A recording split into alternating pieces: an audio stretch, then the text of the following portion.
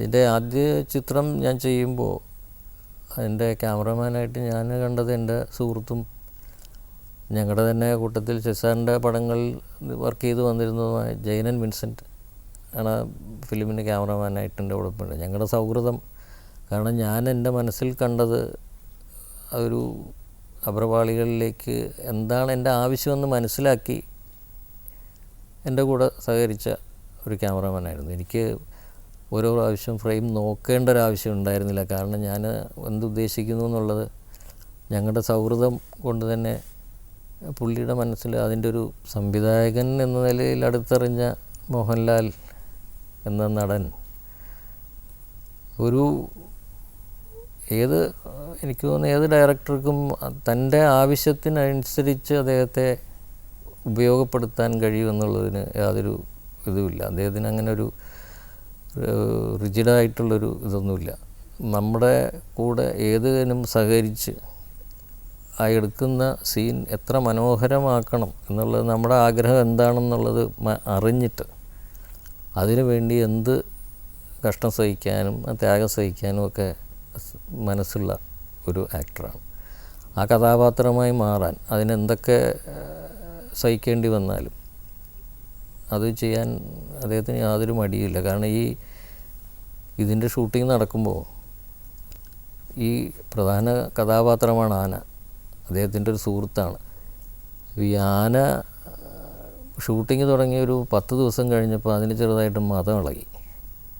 അപ്പം മതം ഇളകിക്കഴിഞ്ഞാൽ ആനയോടൊപ്പം അഭിനയിക്കുക എന്ന് പറയുന്നത് വളരെ ശ്രമകരം. കാരണം ഇത് വയലൻ്റായി നമ്മളെല്ലാം ഉപദ്രവിക്കാനായിട്ടുള്ളൊരു ടെൻഡൻസിയായി.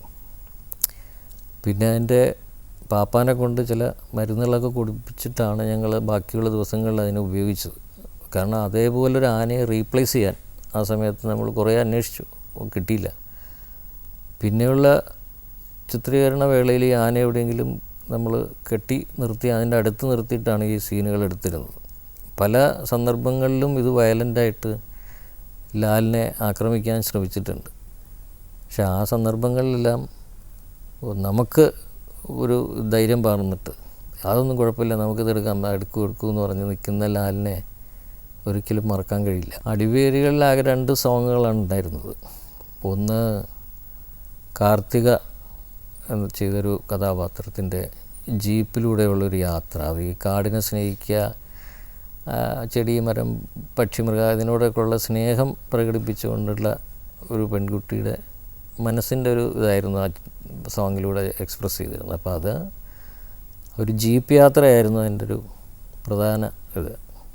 തെന്മലയുടെ വിവിധ ഭാഗങ്ങളിലായിട്ടായിരുന്നു അതിൻ്റെ ചിത്രീകരണം നടന്നത്. അതും പിന്നെ അതിനകത്തുണ്ടായിരുന്ന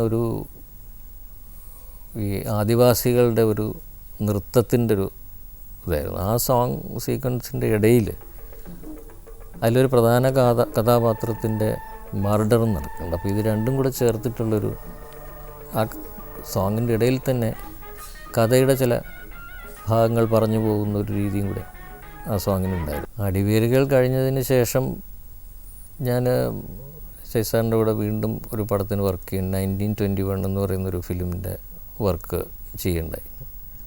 ആ സമയത്താണ് ദൗത്യം എന്ന് പറയുന്നൊരു കഥ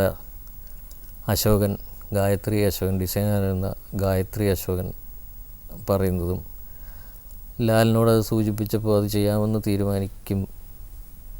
അങ്ങനെയാണ് അതിൻ്റെ ഒരു പ്രോജക്റ്റ് സ്റ്റാർട്ട് ചെയ്യുന്നത്. എറണാകുളത്തുള്ള